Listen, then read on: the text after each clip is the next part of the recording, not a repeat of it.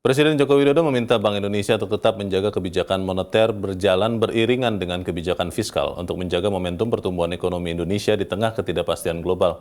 Presiden optimistis ekonomi Indonesia akan tetap tumbuh positif, namun harus tetap waspada. Presiden Joko Widodo kembali mengingatkan seluruh jajaran pemerintahan maupun otoritas moneter untuk tetap waspada menghadapi kerapuhan ekonomi global tahun 2023 akibat krisis multidimensi. Karena hingga kini masih penuh dengan ketidakpastian, sulit diprediksi dan dikalkulasi. Namun Presiden tetap optimistis ekonomi Indonesia akan tetap tumbuh positif.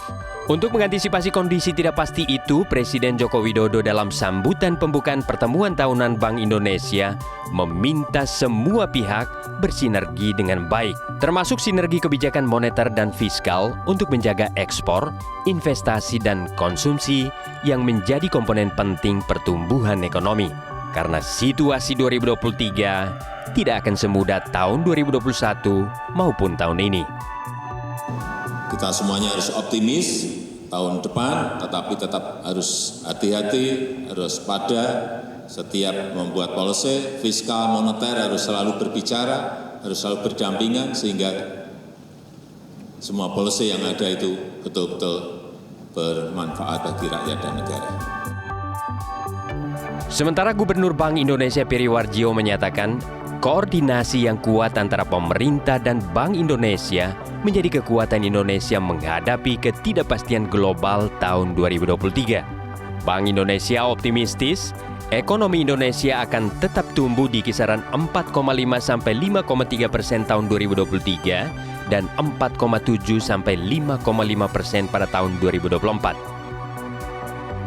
Di tengah gejolak global, mari kita perkuat sinergi dan koordinasi kebijakan pemerintah dan Bank Indonesia, KSSK, semua pihak bersama. Insya Allah Tuhan mengendaki ekonomi Indonesia pada 2023 dan 2024 akan menunjukkan ketahanan dan kebangkitan. Pertumbuhan akan cukup baik, 4,5 sampai 5,3% pada 2023 dan meningkat 4,7 sampai 5,5% pada 2024. Dari sisi investasi, Menteri Investasi Kepala BKPM Bahlil Lahadalia menjamin pertumbuhan investasi sebesar 6% tahun depan agar target pertumbuhan ekonomi di atas 5% bisa dicapai. Bahlil menargetkan investasi tahun 2023 bisa mencapai 1.400 triliun rupiah atau naik 200 triliun dari target tahun ini sebesar 1.200 triliun. Target investasi tahun depan kami sudah jabarkan di angka 1.400 triliun. 1.400 triliun ini kami sudah bagi-bagi wilayah. Mereka mohon maaf Bapak Presiden menyampaikan bahwa akan bisa tercapai kalau syaratnya satu, stabilitas politik Indonesia harus baik. Yang kedua adalah perang Ukraina dan Rusia segera berakhir. Yang ketiga adalah ketegangan politik antara China dan Taiwan mudah-mudahan tidak terjadi. Selain menjaga pertumbuhan ekspor, investasi dan konsumsi, Presiden Joko Widodo juga memastikan akan terus melanjutkan kebijakan hilirisasi tambang untuk meningkatkan nilai tambah dan penciptaan lapangan kerja.